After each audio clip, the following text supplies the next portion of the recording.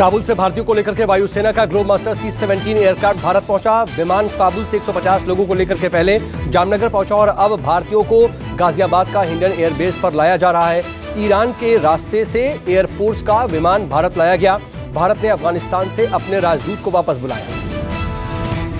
भारत लौटे राजदूत आर टंडन ने प्रेस कॉन्फ्रेंस की, कहा काबुल पर तालिबान का पूरी तरह से कब्जा है। भारत के फंसे हुए तमाम लोगों को अफगानिस्तान से निकालने का काम जारी है। हम किसी को भी भूले नहीं हैं। जल्द से जल्द सभी को सुरक्षित निकाल लिया जाएगा। मनजिंदर सिंह सिरसा का दावा, 17 भारतीय काबुल एयरपोर्ट पर फंसे हुए हैं और लगातार मदद मांगने के लिए लगातार कॉल कर रहे हैं। मनजिंदर सिंह सिरसा ने विदेश मंत्री एस जयशंकर से मदद की गुहार लगाई है। ट्वीट करके कहा भारतीय लोगों को काबुल से बचाया जाए।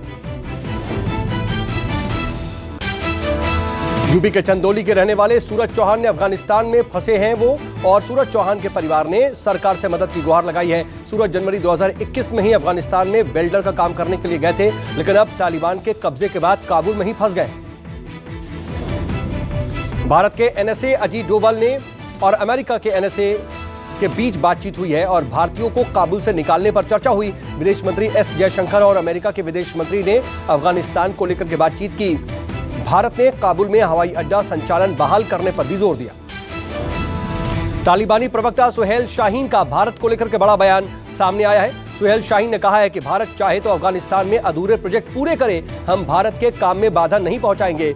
राजनयिकों या फिर किसी भी भारतीय को हम नुकसान नहीं पहुंचाएंगे। केंद्रीय गृह मंत्रालय द्वारा वीजा के नियमों में बदलाव किया गया है। अब एक ई आपातकालीन और अन्य वीजा की कैटेगरी बनाई गई है। बड़ी संख्या में अफगानी नागरिक भारत आना चाहते हैं और अब आपातकालीन वीजा कैटेगरी के तहत अफगानिस्तान से आ रहे तमाम लोगों को वीजा मिल पाएगा।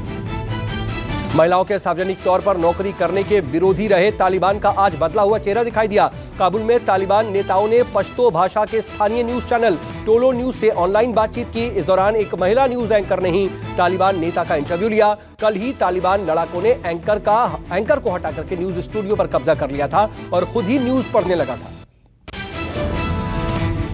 अफगानिस्तान पर तालिबान के कब्जे के बाद हर जगह पर तालिबान के लड़ाके नजर आ रहे हैं। बच्चों के पार्क में पहुंचे तालिबानी लड़ाके एम्यूजमेंट पार्क में हाथ में बंदूक लिए इलेक्ट्रॉनिक कार चलाते हुए दिखाई दिए।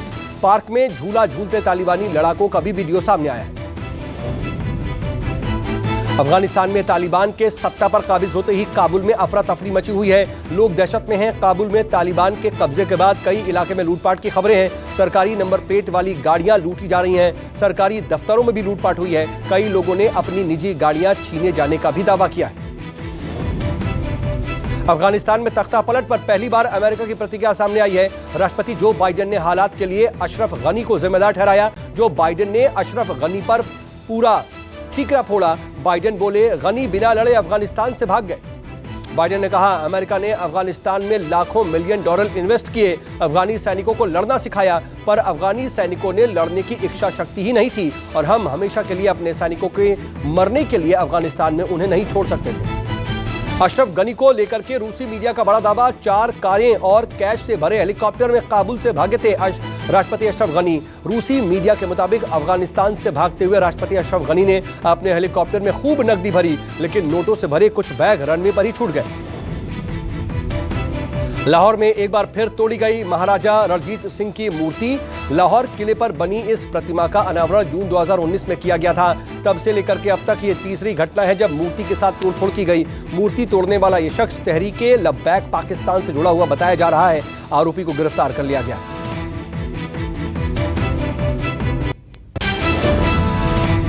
सुप्रीम कोर्ट ने पेगासस कांड की जांच की मांग वाली याचिकाओं पर केंद्र सरकार को नोटिस जारी किया है। सुप्रीम कोर्ट ने कहा कि हम सिर्फ लोगों की निजता, जासूसी की वैधता के पहलू पर नोटिस हमने दिया है। सुनवाई के दौरान सॉलिसिटर जनरल बोले ये राष्ट्रीय सुरक्षा का मामला है। पीएम मोदी ने टोक्यो पैरालंपिक में हिस्सा लेने जा रहे एथलीट्स के बाद की वीडियो कॉन्फ्रेंसिंग के जरिए खिलाड़ियों से जुड़े। पीएम मोदी ने सभी भारतीय एथलीटों का हौसला बढ़ाया। पीएम ने कहा खिलाड़ियों की मेहनत और लगन देश के लिए प्रेरणा है।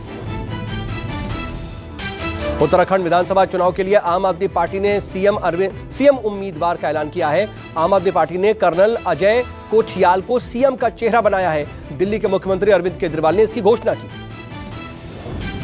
दिल्ली के मुख्यमंत्री अरविंद केजरीवाल ने देहरादून में रोड शो भी किया। रोड शो में कार्यकर्ताओं की और तमाम लोगों की भीड़ उमड़ी। उत्तराखंड विधानसभा चुनाव से पहले सीएम केजरीवाल ने लोगों से वादे भी किए। सीएम केजरीवाल ने कहा, उत्तराखंड दुनिया की हिंदुओं की आध्यात्मिक राजधानी होगी। दुनिया भर से हिंदू यहाँ पे बड़ी श्रद्धा के साथ देवी देवताओं के दर्शन करने आते हैं, पूजा अर्चना करने आते हैं। उत्तराखंड के लोग उत्तराखंड को पूरी दुनिया के हिंदुओं के लिए आध्यात्मिक राजधानी बनाएंगे। उत्तराखंड को पूरी दुनिया। यूपी में विधानसभा का मानसून सत्र आज से शुरू हुआ। सत्र के पहले ही दिन विपक्ष ने जोरदार हंगामा किया। सदन की कार्यवाही शुरू होते ही सपा और कांग्रेस ने योगी सरकार के खिलाफ जोरदार प्रदर्शन किया। विधानसभा सत्र के पहले दिन कांग्रेसी नेता ठेले पर सब्जियां लेकर के पहुंचे। एक विधायक रिक्शा चला करके विधानसभा गए। सपा के विधायक बैलगाड़ी चला करके विधानसभा पहुंचे। सपा और कांग्रेस विधायकों ने कहा, योगी राज में ना तो कानून है और ना ही महंगाई से राहत है। योगी सरकार ने देवबंद में एटीएस कमांडो सेंटर खोलने का ऐलान किया है। एटीएस कमांडो सेंटर के लिए 2000 वर्ग मीटर जमीन अलॉट की गई है, जिस पर तेजी से काम भी शुरू हो गया है। यूपी सरकार करीब 1.5 दर्जन तेज तर्रार एटीएस अफसरों की तैनाती करेगी। यूपी में लॉ कमीशन ने सीएम योगी को जनसंख्या नियंत्रण का मसौदा सौंपा। अगर इस मसौदे को सरकार के साथ दोनों सदनों से मंजूरी मिल जाती है तो 2 से ज्यादा बच्चों वाले माता पिता को न तो सरकारी नौकरी मिलेगी और न ही वो पंचायत या नगरीय निकाय चुनाव लड़ पाएंगे। अलीगढ़ का नाम बदलने की कवायद तेज। अलीगढ़ के जिला पंचायत की बैठक में अलीगढ़ के नाम को बदल करके हरिगढ़ करने का प्रस्ताव हुआ है। जिला पंचायत ने प्रस्ताव उत्तर प्रदेश के मुख्यमंत्री योगी आदित्यनाथ को भेज दिया है। मुंबई के दादर के कोहिनूर पार्किंग सेंटर में बीएमसी ने लगाया पहला इलेक्ट्रॉनिक चार्जिंग पॉइंट। इलेक्ट्रॉनिक वाहनों को बढ़ावा देने के लिए बीएमसी मुंबई में सार्वजनिक पार्किंग में इलेक्ट्रॉनिक चार्जिंग पॉइंट लगाई रही है और साथ ही नई बन रही बिल्डिंग में भी इलेक्ट्रिक चार्जिंग पॉइंट्स बनाए जाएंगे। ईडी ने अनिल देशमुख को एक बार फिर से समन भेजा है। ईडी द्वारा देशमुख को दिया गया यह 5वां समन है। मनी लॉन्ड्रिंग के केस में ईडी अनिल देशमुख के खिलाफ जांच कर रही है। इससे पहले ईडी के 4 समन में अनिल देशमुख स्वास्थ्य कोरोना का हवाला देते हुए एक बार भी ईडी के सामने हाजिर नहीं हुए। दिल्ली कैंट में 9 साल की बच्ची से रेप और हत्या का मामला। दिल्ली हाई कोर्ट ने क्राइम ब्रांच को जल्द से जल्द स्टेटस रिपोर्ट सौंपने का आदेश दिया है। दिल्ली हाई कोर्ट ने कहा है कि क्राइम ब्रांच ये भी बताए कि जांच कहां तक पहुंची और दिल्ली हाई कोर्ट ने पीड़ित परिवार की याचिका पर आज सुनवाई भी की थी। फेसबुक इंडिया के हेड सत्या यादव एनसीपीसीआर के सामने आज 5 बजे पेश होंगे और आयोग के मुताबिक अभी तक फेसबुक के अधिकारी एनसीपीसीआर के जनपद कार्यालय में पहुंच करके या फिर वीडियो कॉन्फ्रेंसिंग के जरिए भी पेशी दे सकते हैं। बच्ची रेप और हत्या मामले में नोटिस उन्हें भेजा गया था।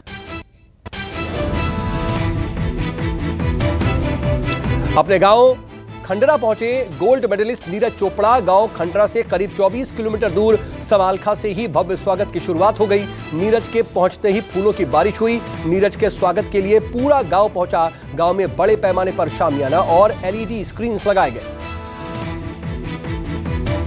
आईसीसी ने T20 वर्ल्ड कप का शेड्यूल जारी किया है। T20 वर्ल्ड कप का आगाज 17 अक्टूबर को होगा, जबकि इसका फाइनल मुकाबला 14 नवंबर को खेला जाएगा।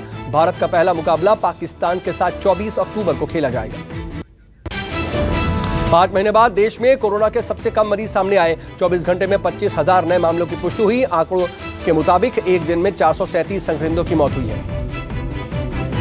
महाराष्ट्र में डेल्टा प्लस वेरिएंट का संक्रमण बढ़ा। एक दिन में 10 नए डेल्टा प्लस केस सामने आए। केरल में बड़े संक्रमण के बीच लोग नहीं मान रहे, कोविड नियमों का पालन नहीं कर रहे। केरल के कोट्टायम में तस्वीरों जो सामने आई हैं वो हैरान करने वाली हैं और बाजार में लोगों की भीड़ दिखाई दे रही है। भारत में कोरोना वैक्सीनेशन का भी नया रिकॉर्ड बना है। पिछले 24 घंटे में 88 लाख से ज्यादा कोरोना के टीके लगाए गए। कोरोना की तीसरी लहर को लेकर के केंद्र ने तैयारी कर ली है। सरकार ने कोविड-19 रैपिड एंटीजन टेस्टिंग किट के निर्यात पर रोक लगाई है। एंटीजन किट निर्यात इसलिए रोका गया ताकि देश में रैपिड एंटीजन टेस्टिंग किट की किल्लत ना हो। कोरोना गाइडलाइन का पालन करते हुए आगरा में स्कूल के बच्चे पहुंचे और 2 शिफ्ट में स्कूल में पढ़ाई हो रही है। 1 सितंबर से यूपी में क्लास 1 से 5वीं तक के बच्चों के स्कूल खोलने का संक्रमण कम होते देख खोले जा सकते हैं स्कूल के बच्चों।